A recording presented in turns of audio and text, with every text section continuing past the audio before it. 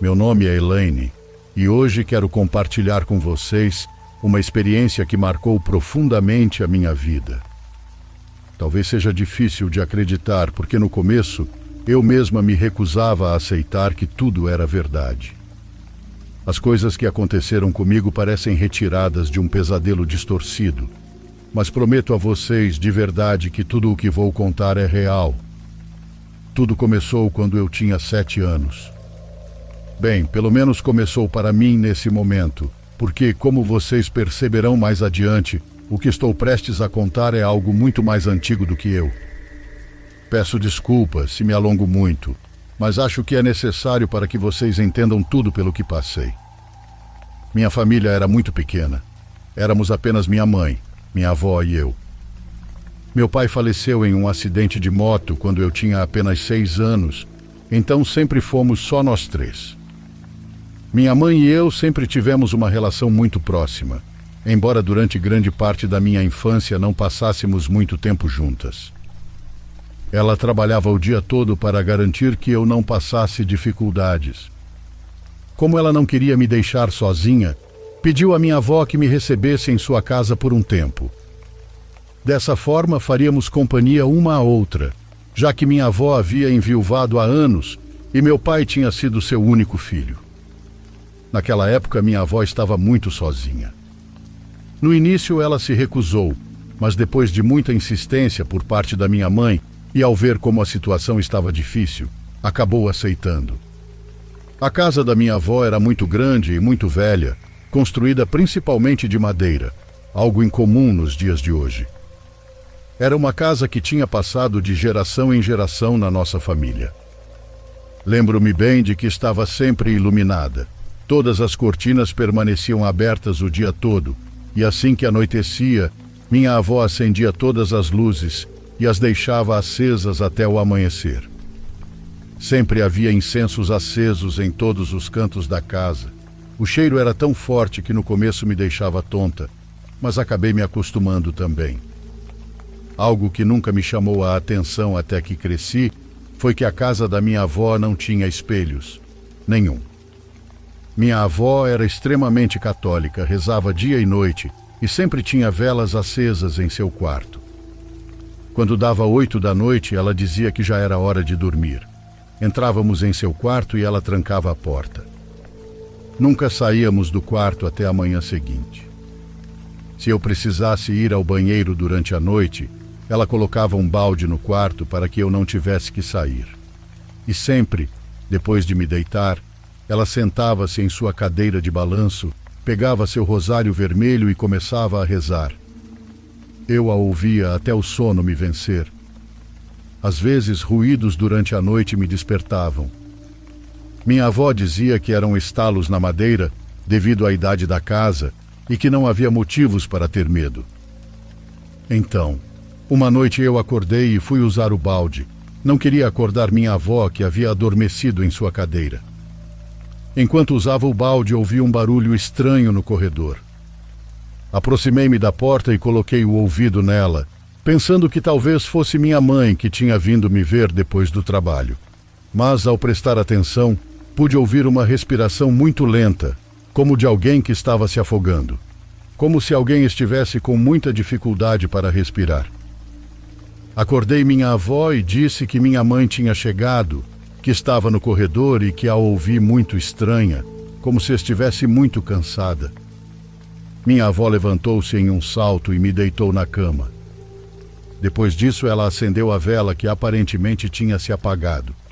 Tirou seu rosário debaixo do travesseiro e com a voz trêmula começou a rezar. Lembro-me que foi a primeira vez que senti um medo profundo, e embora eu não entendesse completamente o que estava acontecendo, algo dentro de mim dizia que não era nada bom. Bem cedo pela manhã, minha mãe chegou e ajudou minha avó a empacotar várias coisas. Desde então, moramos as 3 juntas na nossa casa. Desde o dia em que voltei para casa, sentia-me muito nervosa. Sentia muito frio a maior parte do tempo, e à noite, o medo era tanto que eu não me levantava mais para ir ao banheiro. Cheguei até, me envergonha dizer, a molhar a cama várias vezes. Desde o primeiro dia que chegamos, minha avó pedia à minha mãe que jogasse fora o espelho do banheiro, mas minha mãe não aceitou porque era o espelho onde se arrumava. Então, eventualmente, minha avó parou de insistir. No entanto, sempre que minha mãe saía para trabalhar, minha avó, trêmula, entrava no banheiro e o cobria com um lençol. À noite, continuava com seu ritual, pegava seu rosário vermelho, acendia uma vela e começava a rezar. Não houve um só dia em que não o fizesse. Infelizmente, minha avó faleceu de um infarto quando eu tinha 12 anos. Sua morte me doeu muito. Desde então, tornei-me mais solitária e caí em uma profunda depressão. Lembro-me que nos últimos meses, antes de sua morte, ela já parecia muito cansada, com os olhos fundos e muito magra. Quando a vi no caixão, senti muita paz. Suas bochechas estavam cheias novamente e, graças à maquiagem, parecia que estava apenas dormindo. Poucos dias após sua morte, minha mãe mudou de trabalho para um que lhe permitia passar mais tempo comigo.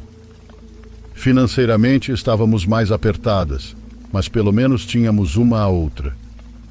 Desde o falecimento da minha avó, a casa parecia mais leve. O ambiente era diferente e eu não tinha mais medo do escuro. Quando criança, acreditava que isso se devia ao fato de minha avó ser meu anjo da guarda e após a morte poderia me proteger de tudo.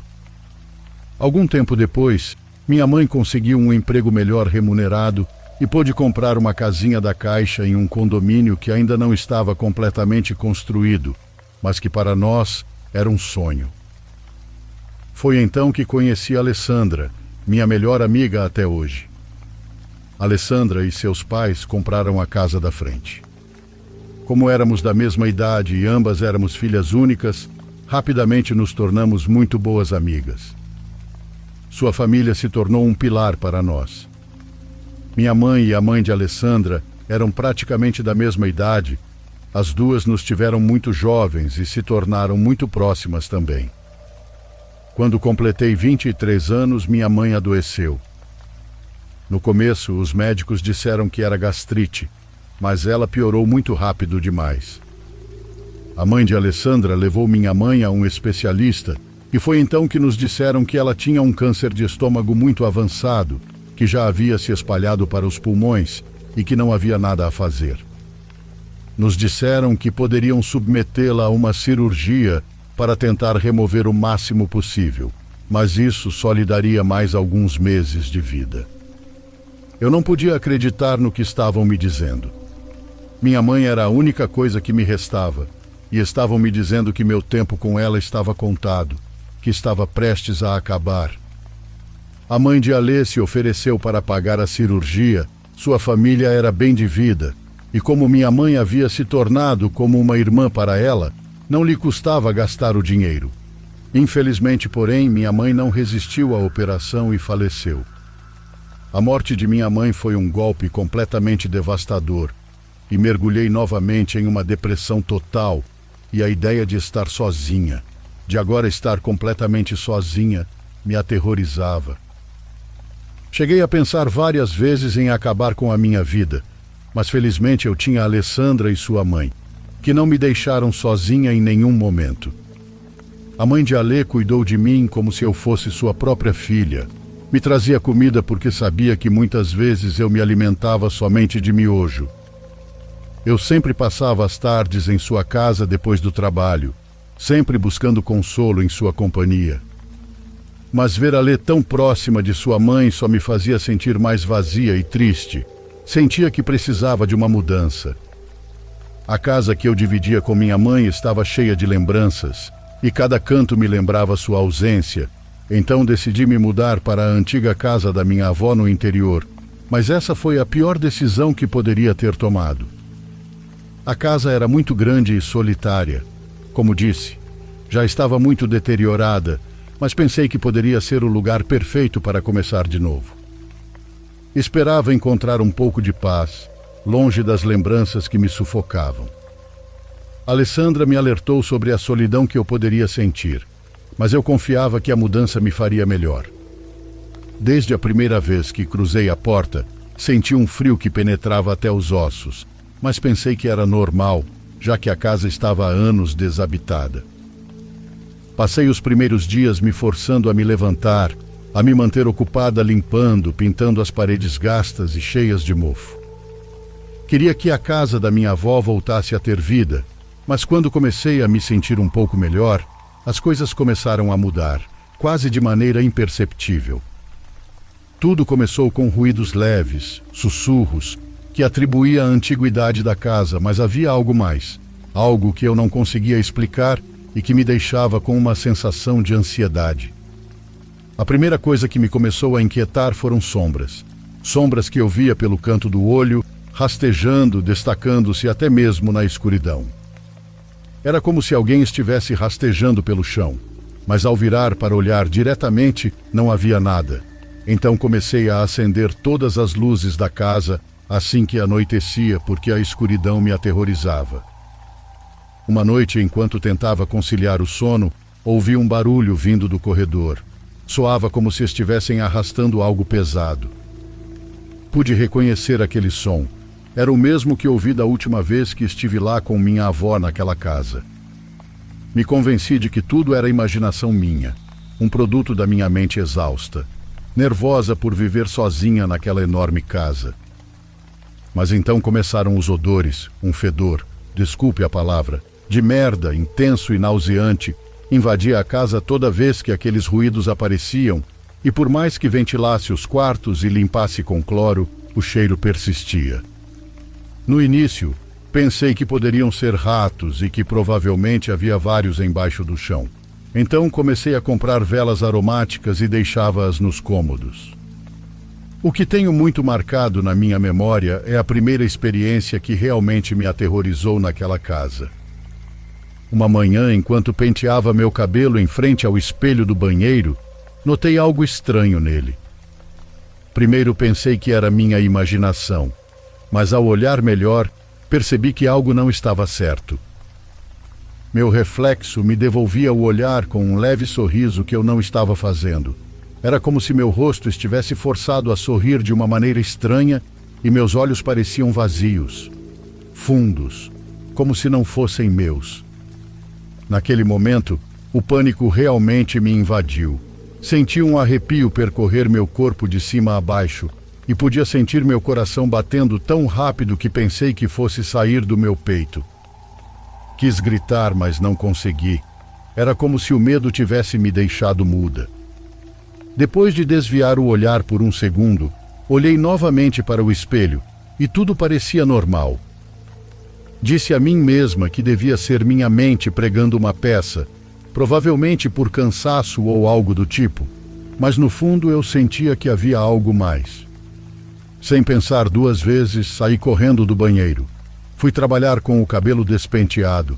Estava morta de medo e durante todo o caminho só conseguia pensar naquele maldito sorriso. Naquele maldito sorriso no espelho. À noite, quando voltei para casa, o medo também voltou. A porta do banheiro, que eu lembrava ter fechado com força, estava aberta. Senti um frio na barriga ao ter que passar por ali para chegar ao meu quarto. Aquela noite dormi com as luzes acesas, com a porta trancada e, embora me envergonhe admitir, coloquei um balde perto da cama caso precisasse fazer xixi durante a noite. Assim que amanheceu, decidi cobrir os poucos espelhos que havia levado para a casa com lençóis e toalhas para evitar me olhar neles, para evitar que aquilo pudesse voltar a acontecer. Com o tempo, o cheiro que mencionei antes começou a se espalhar por toda a casa. Era nauseante e se intensificava durante a noite. Além disso, os ruídos continuaram e se tornaram mais frequentes. A noite era preenchida por sons estranhos, como se alguém estivesse movendo móveis ou rastejando pelo chão, como se eu não fosse a única habitante naquela casa. Uma tarde, a Lê veio me visitar. Eu estava mostrando a ela aquela casa velha, mas ainda não havia contado nada do que estava acontecendo comigo. Não queria que ela pensasse que eu estava louca ou que tudo era parte da minha depressão.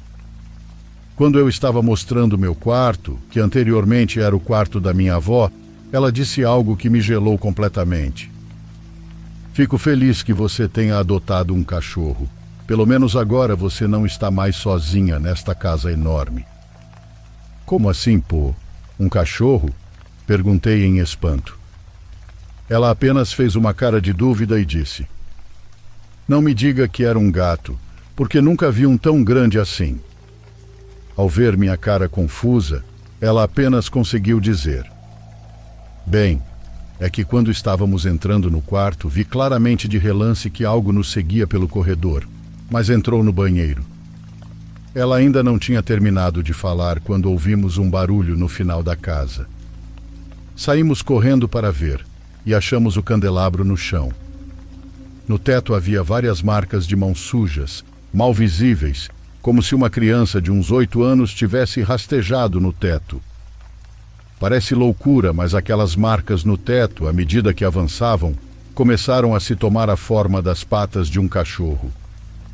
Alessandra saiu correndo como se o diabo estivesse atrás dela, e eu logo atrás. Entramos no carro dela e dirigimos até chegar a um restaurante. Estacionamos na praça, e enquanto comíamos dentro do carro, Alessandra me pediu uma explicação sobre o que acabávamos de presenciar, como se eu tivesse uma resposta clara. Decidi contar-lhe tudo o que estava acontecendo comigo, arriscando que ela pensasse que eu estava louca, mas para minha surpresa, ela acreditou. Depois fomos à casa dela e aproveitei para passar pela casa da minha mãe. Ao entrar, senti novamente a vibração pesada, o cheiro que agora também invadia aquele lugar. Fiquei cheia de raiva ao pensar que aquelas coisas que me atormentavam também haviam invadido a casa da minha mãe. Essa noite tive que dormir na casa de Alessandra. Nós duas montamos uma espécie de acampamento na sala com várias cobertas, como fazíamos quando éramos crianças. Eu tenho o sono leve, então senti quando Alê se levantou para ir ao banheiro de madrugada. Eu estava quase adormecendo novamente quando Alessandra voltou, chorando para me acordar. O espelho, ela repetia várias vezes. Tentei acalmá-la, e quando conseguiu falar, ela me explicou que, enquanto lavava as mãos e olhava para o espelho, seu reflexo devolveu um leve sorriso, quase imperceptível, mas muito, muito assustador.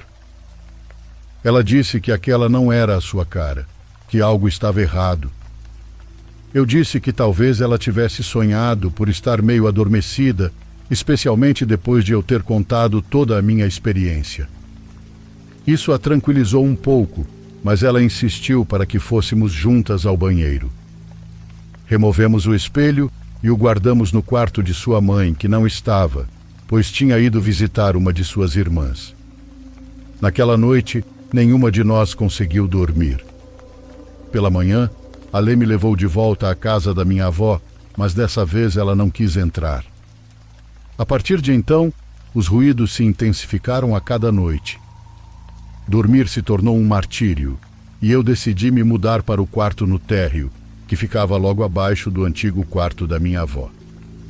Naquela tarde, enquanto terminava de levar minhas coisas para o novo quarto, recebi uma ligação de Alessandra. Sua voz soava trêmula, estava cheia de medo. Juro que você não vai acreditar, mas minha mãe também passou por isso, disse ela.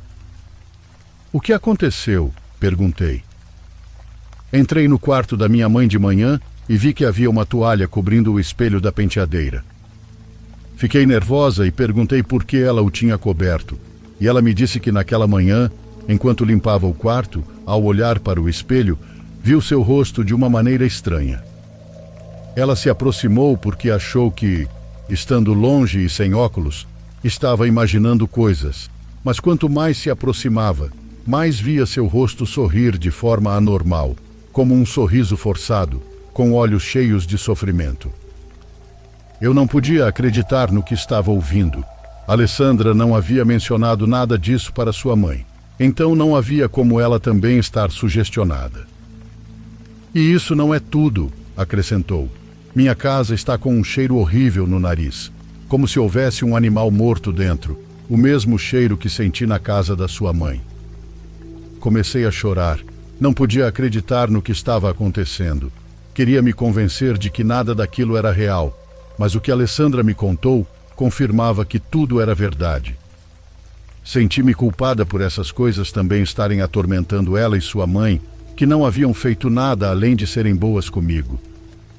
Depois de desligar, comecei a procurar na internet, em redes sociais, grupos, pessoas que pudessem me ajudar com uma limpeza ou algo parecido. Foi assim que encontrei o contato de uma senhora idosa que morava a uns 40 minutos da casa da minha avó. Por respeito, não vou mencionar seu nome ou endereço, mas soube que ela não faz mais esse tipo de trabalho. Naquela mesma tarde, depois do trabalho, fui vê-la. Não havia mais ninguém antes de mim, então entrei rapidamente. O quarto onde me recebeu era grande e escuro, com um enorme altar e um santo que eu não reconheci. Parecia estranho. O ambiente estava carregado com uma mistura de incenso, ervas e cera. Havia velas acesas por toda parte e ramos espalhados pelo chão.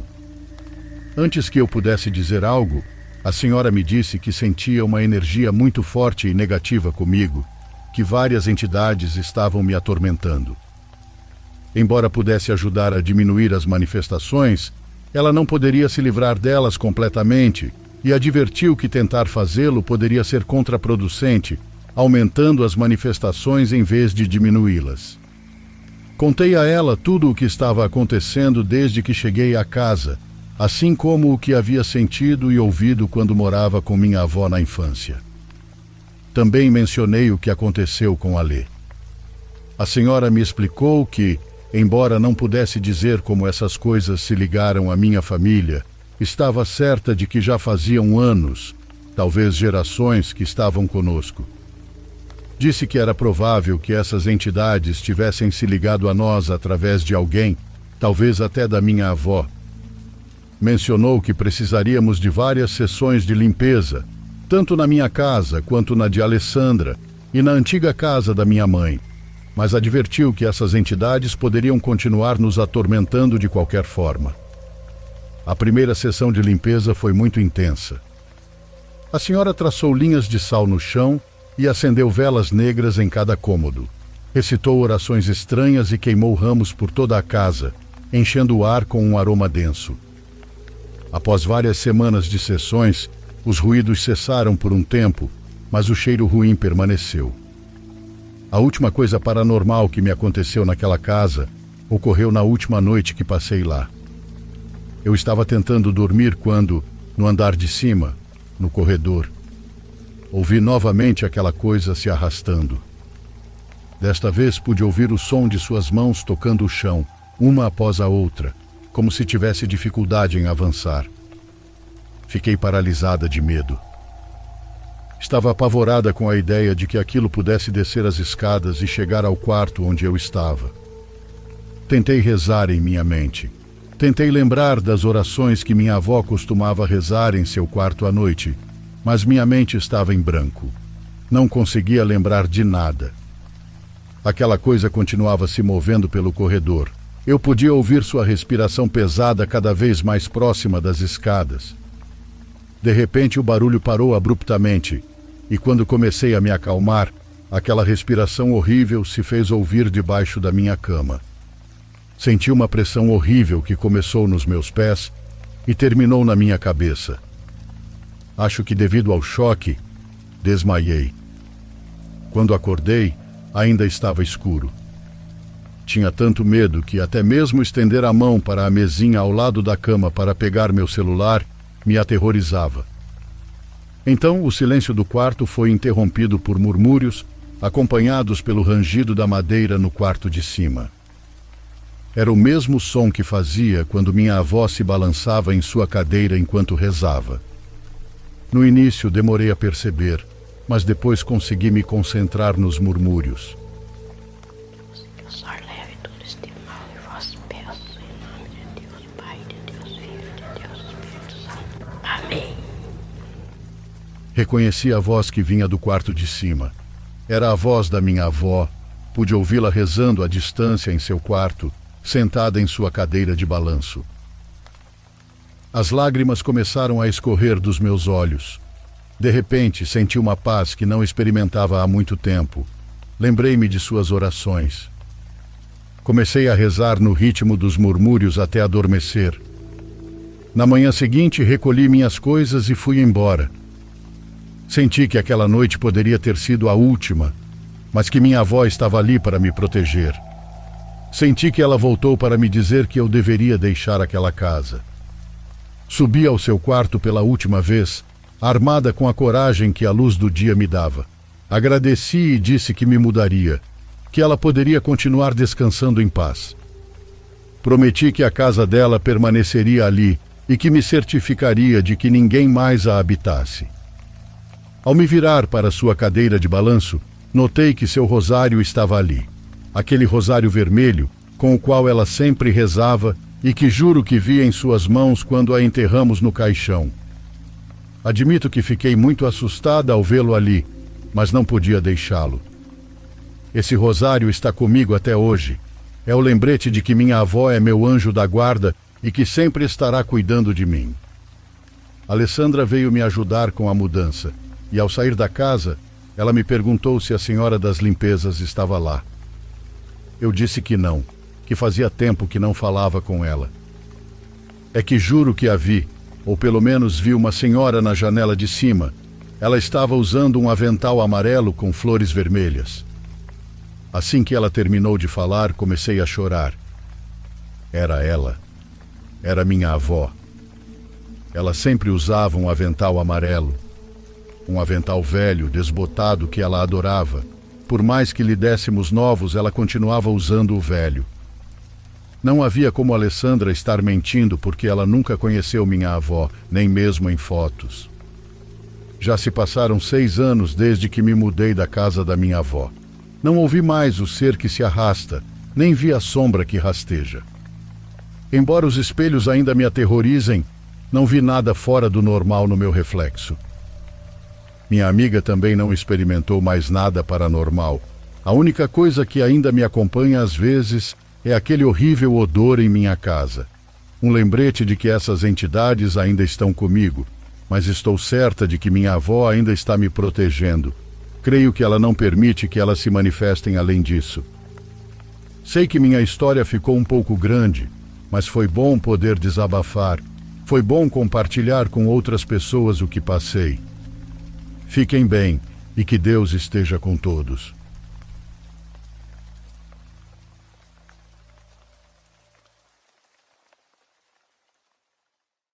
Por favor, curta e se inscreva se você estiver gostando. Agora continuamos.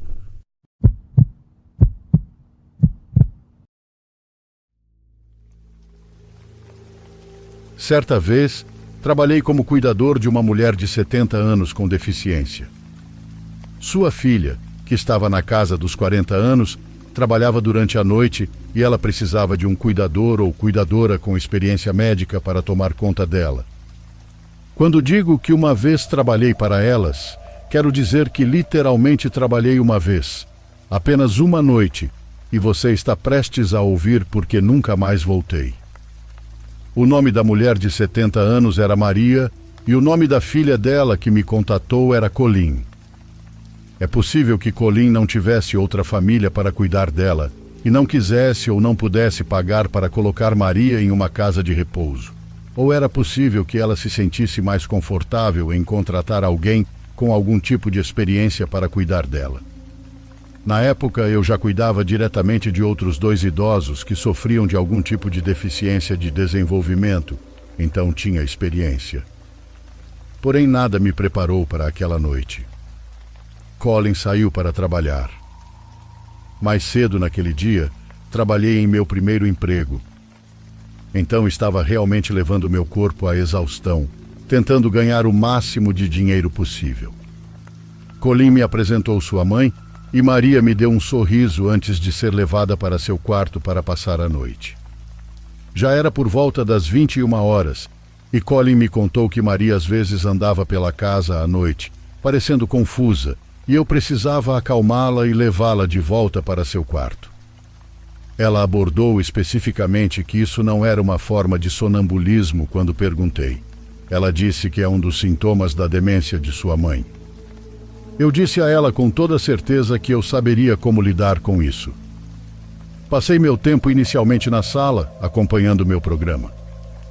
Esses empregos não são muito glamourosos e, na maioria das vezes, exigem muito tempo parado.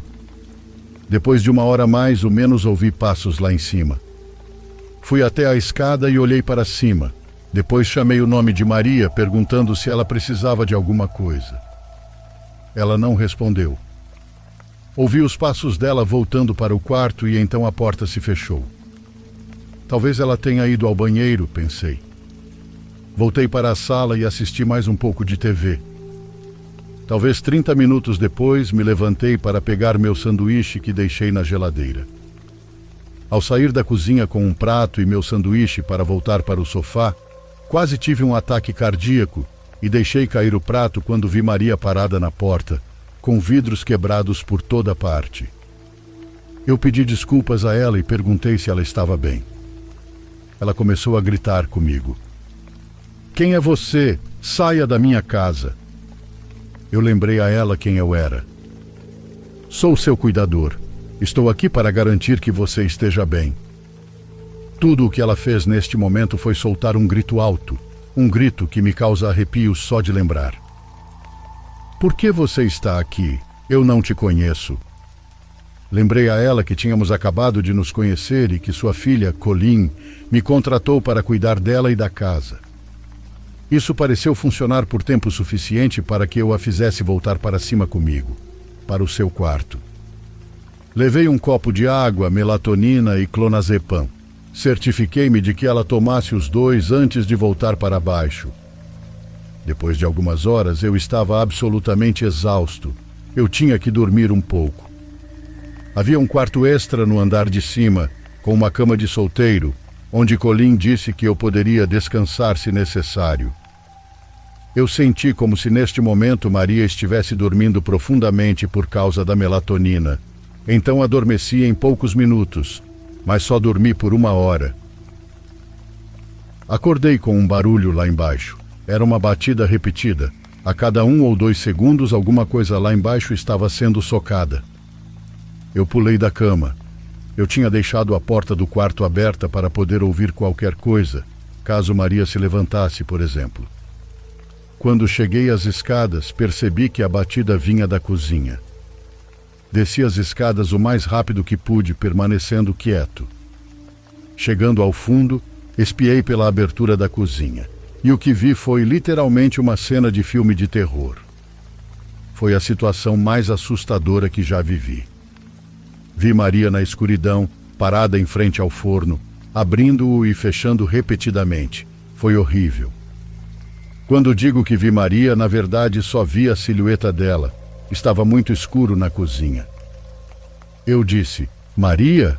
Bem alto, e ela parou, virou-se para mim à esquerda, fechou a porta do forno uma última vez e começou a caminhar em minha direção, em direção à escada. Quando ela chegou perto de mim, percebi que ela estava completamente nua. Eu disse com uma voz agora mais suave e meio assustada, Você está bem? Ela chegou perto o suficiente de mim, onde agora eu podia ver suas características faciais. Ela olhou para mim com uma expressão vazia, depois começou a subir as escadas. Eu a segui escada acima, mas assim que ela chegou ao quarto, ela bateu a porta. Bati na porta dizendo, Maria, você está bem? Você precisa vestir suas roupas. Ela não respondeu. Abri a porta silenciosamente só para espiar lá dentro e vi Maria ao lado da cama, parada de frente para a parede. Já vi muita coisa, mas esse foi um comportamento bastante perturbador que acho que é exatamente o tipo de coisa que você veria em alguns filmes de terror, como mencionei antes. Fui até ela e gentilmente a coloquei na cama. Quando ela estava deitada, eu a cobri e, pelo que esperava que fosse a última vez, disse, Boa noite, Maria, e fechei a porta. Subi as escadas até o quarto de hóspedes e voltei para a cama. Propositalmente tentei não adormecer por pelo menos meia hora para o caso dela acordar de novo, mas nem sei se aguentei tanto tempo. Tudo o que sei é que adormeci muito rapidamente. Acordei mais uma vez, porém muito mais tarde. Ainda estava escuro como o breu, e o alarme de uma hora que ajustei ainda não havia tocado. Olhei ao redor do quarto, me perguntando o que me acordou. Não vi o que era até ouvir um som vindo de dentro do armário. Então notei a porta do armário aberta e a sombra de uma cabeça espreitando para fora. Mais uma vez quase senti meu coração parar. Eu disse: Maria? Ela não respondeu. Continuei dizendo Maria várias vezes, até que ela abriu a porta e eu a vi se aproximando lentamente da cama. Ela começou a dizer o que estava dizendo horas atrás. Quem é você? Eu não te conheço. Todos queremos que você vá embora. À medida que ela se aproximava, tentei acalmá-la, lembrando-lhe quem era eu.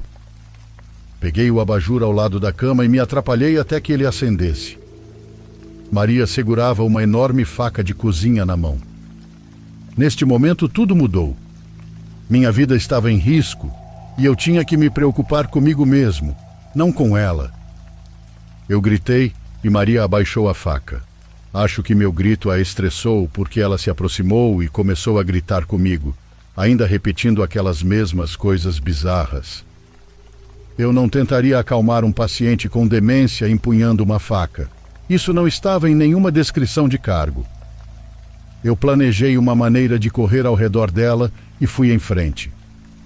Pulei da cama do lado mais distante e ela gritou de novo. Quem é você? Ela balançou a faca no ar enquanto eu passava por ela. Foi um golpe lento e fraco, mas mesmo assim mostrou que ela tinha intenções de realmente me machucar. Desci, peguei meus sapatos e saí. Liguei imediatamente para a Colin, como ela pediu, se houvesse algum problema. Fui cortês ao fazer isso porque envolver as autoridades nunca significa fazer nenhum favor a ninguém. Ela estava gritando ao telefone para eu não deixar Maria sozinha, e honestamente gritei de volta que ela tentou me matar e que eu não chamei a polícia. Ela teve que sair do trabalho, é claro. Fiquei fora da casa certificando-me de que Maria não fosse a lugar nenhum até que sua filha voltasse. Quando ela chegou e entrou, Maria estava em sua cama dormindo. Colin chegou a me acusar de exagerar a coisa toda até encontrar a faca ao lado da cama de Maria. Para não dar a ela mais combustível, para me culpar por nada disso, deixei de lado o fato de que fui dormir, mas isso não significa que eu senti de alguma forma que fiz algo errado. Nunca mais trabalhei naquela casa. Maria foi a paciente mais assustadora que lidei durante 9 anos como cuidador.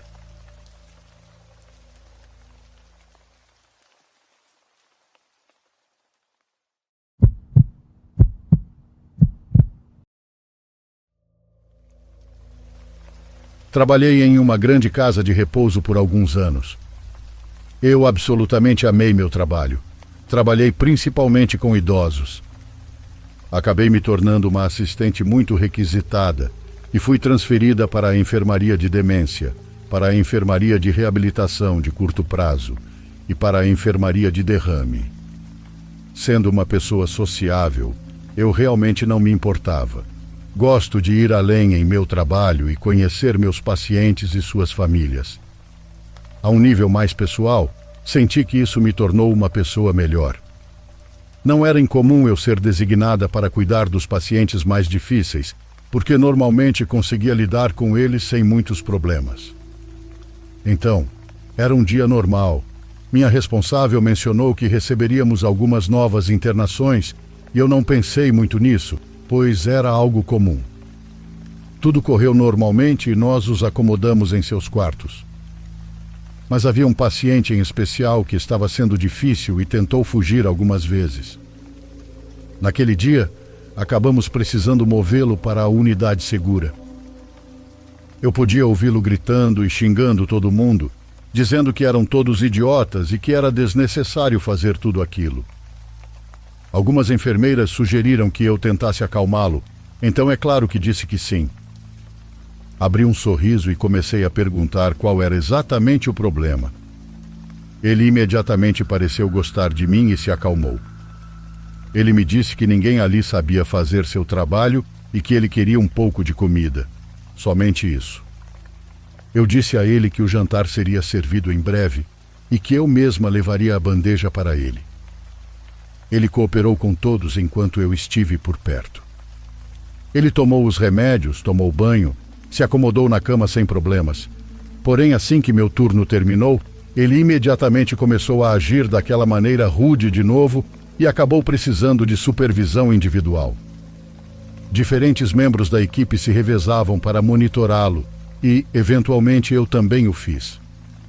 Nos meus turnos, pegava um sorvete para ele aqui e ali e assistíamos um pouco de TV. Ele me contou um pouco sobre sua vida e perguntou sobre a minha também, principalmente se eu gostava do que fazia e porque nunca tinha trabalhado na unidade de segurança.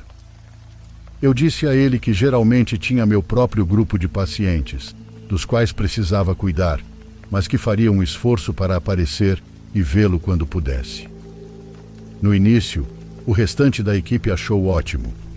Eles me chamariam se ele começasse a agir de forma agressiva e tudo ficaria bem. Mas então ele começou a ficar um pouco apegado demais. Ele começou a dizer que não faria nada a menos que eu estivesse lá o tempo todo. O quê? Claro, eu não poderia estar, pois era necessário eu estar em outro lugar. Enquanto eu flutuava para diferentes enfermarias, muitas vezes a unidade segura era uma das onde eu passava menos tempo. Posteriormente, ele começou a ficar muito bravo, dizendo que eu precisava fazer mais esforço para vê-lo e que não estava tentando o bastante. Tentei explicar a ele que, tecnicamente, ele nem era meu paciente e que eu não poderia passar todo o meu turno de trabalho apenas com ele. Foi aí que as coisas começaram a ficar muito ruins. Ele começou a atacar mais as outras funcionárias e gritava com todos. Ele estava se tornando violento não apenas com a equipe, mas também com outros pacientes. Ele era um verdadeiro risco. Um dia tive que deixar algo na unidade segura, e um dos outros cuidadores me disse que ele estava perguntando por mim. Eu coloquei minha cabeça na porta e ele começou a dizer coisas como: "Lá está minha garota." Eu me senti desconfortável, mas permaneci calma por fora. Ele estava de bom humor e eu não queria ser a única a irritá-lo. Ele me deu um grande abraço e me beijou, me deixando enjoada. Eu meio que ri e saí de lá o mais rápido possível. Depois disso, evitei a todo custo aquela unidade. Ele começou a dizer às outras enfermeiras que queria que só eu cuidasse dele, e quando elas disseram que não era possível porque aquela não era a minha enfermaria, ele começou a procurar meus chefes da unidade, tentando convencê-los. Felizmente, meus chefes me apoiaram e disseram que não havia como eu ser designada para lá devido à minha alta demanda em outras áreas. Ele não gostou de ouvir isso e somente ativou sua raiva. Ele começou a ameaçar todo mundo, dizendo que iria matar eles, e isso não era tudo. Meu chefe me chamou ao escritório assim que entrei no trabalho no dia seguinte e explicou que eu não tinha mais permissão para chegar perto daquela ala e era para evitar qualquer contato com aquele cara. Bem, eu certamente não tive nenhum problema com isso e continuei meu dia. Ele começou a bater em todas as portas, exigindo que eu saísse e dizendo que precisava me ver. Minha ansiedade estava nas alturas. Até gritei algumas vezes porque não queria estar perto dele. A instalação estava trabalhando rápido para tirá-lo de lá, porque eles tinham motivos para acreditar que eu poderia estar em perigo devido ao seu comportamento violento cada vez maior. Além de tudo isso, não ajudou o fato de alguns dos outros membros da equipe estarem sussurrando pelas minhas costas, dizendo que eu estava sempre flertando com ele, fora outras coisas nojentas que disseram de mim. Por fim, eles conseguiram a alta e senti um peso enorme sendo tirado de meus ombros. Além das pessoas que ainda falavam de mim pelas minhas costas, é claro, senti que poderia voltar a fazer meu trabalho direito como sempre. Não deixei que a experiência mudasse a maneira como tratava o resto dos meus pacientes, de braços e coração aberto. As coisas começaram a voltar ao normal, ou assim pensei. Em um dos meus dias de folga, recebi uma ligação da minha colega de trabalho. Ela me disse que aquele cara havia ligado para a instalação perguntando especificamente por mim. Ela disse a ele que eu não iria trabalhar naquele dia e ele tentou saber minha agenda. Ela me disse que já havia informado nosso superior e que eu deveria ir até o chefe da unidade. Quando voltei ao trabalho no dia seguinte, foi o que fiz. Expressei meus sentimentos e disse a eles que fiquei nervosa por ele ter me procurado. Me disseram que não foi apenas uma vez. Eles estavam recebendo telefonemas dele sem parar, perguntando quando eu chegaria e que se não lhe contassem minha agenda, ele mesmo iria até lá e descobriria, ou mataria alguém até saber. De uma forma ou de outra, tínhamos que traçar um plano de ação caso ele aparecesse.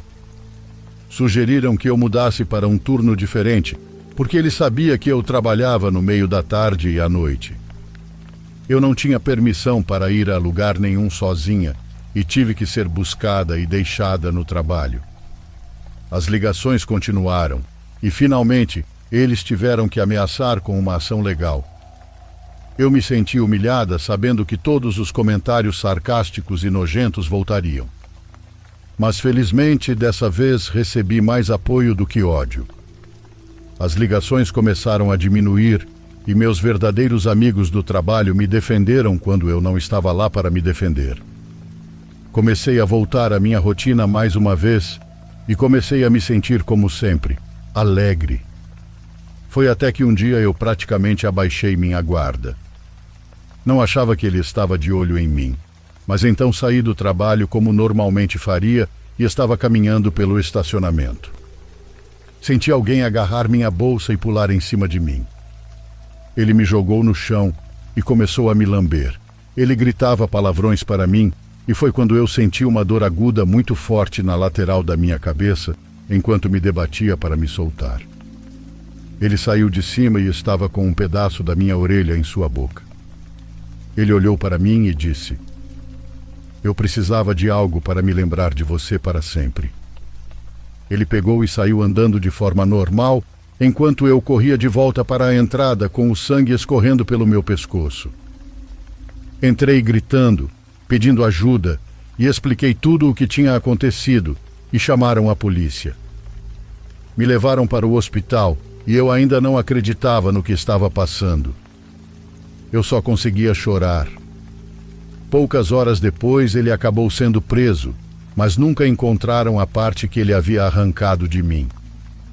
Ele nunca disse onde guardou, somente disse que fazia parte de sua coleção, o que fez com que a polícia só suspeitasse ainda mais daquele homem e que talvez ele já tinha feito coisas muito piores. Eu demorei mais de 2 meses para voltar à minha rotina normal após todo aquele trauma. Precisava me acostumar a viver com a marca que ele causou em mim, até ter dinheiro suficiente para reconstruir a parte da minha orelha que ele arrancou. Poucos dias após eu voltar à minha rotina de trabalho, por assim dizer, meu telefone começou a tocar sem parar. Então, finalmente, recebi uma ligação de uma de minhas superiores. Ela me disse que o cara havia sido morto na prisão e para dar uma olhada no artigo que ela tinha acabado de me enviar. Descobriram que ele tinha uma história incrivelmente violenta por meio de uma antiga namorada dele, que incluía abuso infantil, violência doméstica e assassinato. Mas não foi por esse motivo que ele foi morto na cadeia. Na verdade, eu nem mesmo fui atrás para saber o motivo. Minha chefe perguntou como eu estava me sentindo. Eu disse a ela que realmente não sabia explicar. Deixei aquela instalação desde então e mudei. Durmo até melhor à noite, sabendo que alguém assim nunca mais poderá incomodar ninguém.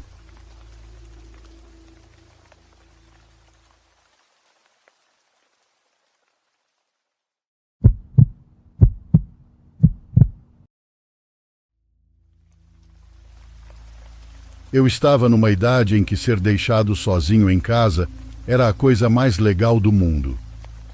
Eu tinha uns 13 anos e meus pais tinham começado a confiar em me deixar sozinho em casa à noite.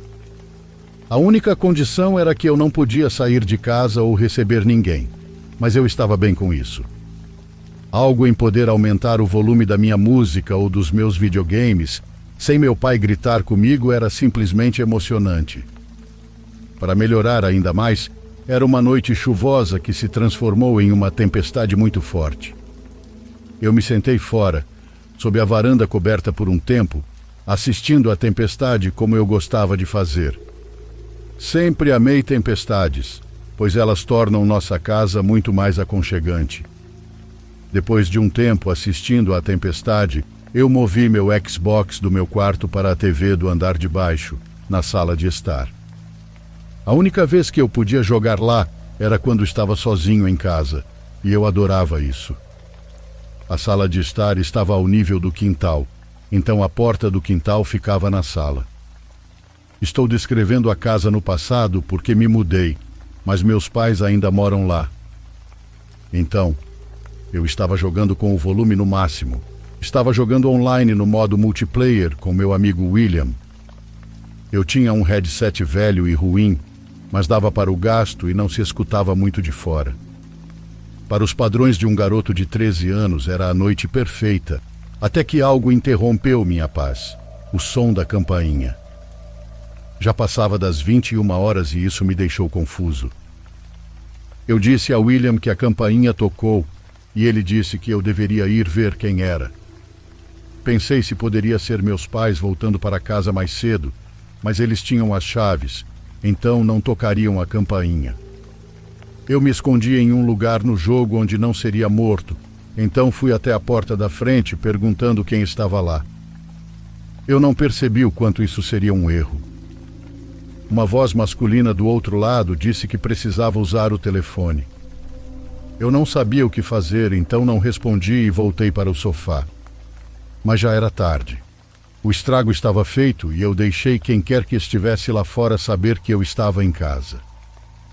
Eu contei a William sobre isso e sua reação foi simplesmente: ninguém faz isso hoje em dia. Ele concordou comigo que eu não deveria abrir a porta, mas a campainha tocou de novo. William disse para ignorar. Essa foi a última vez que ouvi a campainha, e depois de um tempo relaxei novamente, pois parecia que quem estava lá fora havia ido embora. Não consigo explicar a montanha-russa de emoções que senti naquela noite. Em um momento estou tenso, no próximo estou relaxado e de volta ao mundo de fantasia do meu jogo. E então, quando eu estava mais à vontade, ouvi algo à minha direita, e quando olhei, vi a porta dos fundos se fechando e um homem alto entrando. Não era meu pai. Era um estranho. Eu larguei o controle e corri para a porta do escritório, e o fio do headset rapidamente se soltou do controle. Cheguei ao escritório e bati a porta, e não estou exagerando quando digo que no segundo em que tranquei a porta, a maçaneta foi sacudida agressivamente enquanto o homem do outro lado tentava abri-la. O escritório tinha duas portas, uma que levava à sala de estar e outra que levava à garagem. Minha única chance de escapar da casa era ir pela garagem, mas antes de me mover apenas fiquei parado, esperando algo acontecer do outro lado da porta. Segundos pareceram minutos. O homem bateu e disse: "Garoto, eu só preciso usar o seu telefone, fiquei preso na chuva." Suas batidas se transformaram em pancadas enquanto sua voz ficava mais alta e com raiva. Gradualmente ele começou a gritar e a bater. Ele gritou: "Abra a porta, seu merda!" enquanto parecia que ele estava literalmente tentando derrubá-la. Eu não tive escolha a não ser passar pela garagem. Apertei o botão para abrir a porta da garagem, e era tão barulhenta e lenta para abrir que eu rezei para que o homem não pudesse ouvir. Assim que estava levantada pela metade, eu me arrastei por baixo e corri pela tempestade até algumas casas adiante. Era a casa do meu vizinho imigrante Juliano, que eu conhecia bem porque costumava brincar com o cachorro dele quando eu era pequeno. Ouvi Bob latindo enquanto tocava a campainha, olhando de volta para a minha casa, esperando não ver alguém descendo a rua. Juliano abriu a porta e eu corri até ele, implorando por ajuda enquanto sua namorada saía da cozinha confusa. Quando contei a ele sobre a invasão, suas atitudes mudaram instantaneamente. Juliano ligou para a polícia e cuidou de fazer com que eles fossem até a casa dos meus pais. Foi uma longa espera até que a polícia estivesse lá fora, e Juliano e eu saímos para encontrá-los. Contei a eles a mesma coisa que contei para meu amigo, e depois que eles perguntaram qual porta estava destrancada, eu disse que era a da garagem. Alguns deles entraram na casa pela garagem e depois de talvez 5 minutos saíram com um homem algemado. Eles se certificaram de que ele não visse meu rosto. Depois que ele estava no carro da polícia, eles me perguntaram se eu conhecia aquele homem, e eu disse que não. Claro que eu não conhecia aquele cara. Ele havia dito aos policiais que aquela era a casa dele e que eu era seu filho. Eu podia dizer que ele estava bêbado ou drogado ou simplesmente louco, com base nas coisas que ele estava gritando e na maneira como estava agindo. Ele foi levado para a cadeia e meus pais tiveram que ser contatados sobre como queriam proceder, e eles decidiram apresentar queixa. O nome dele era John. Ele foi acusado, acredito, de invasão criminosa. Isso não me fez se sentir mais seguro. Saber que aquele homem um dia estaria solto e poderia vir atrás de mim por vingança me dava calafrios. Felizmente foi apenas um encontro aleatório, e quando ele foi solto ele não voltou.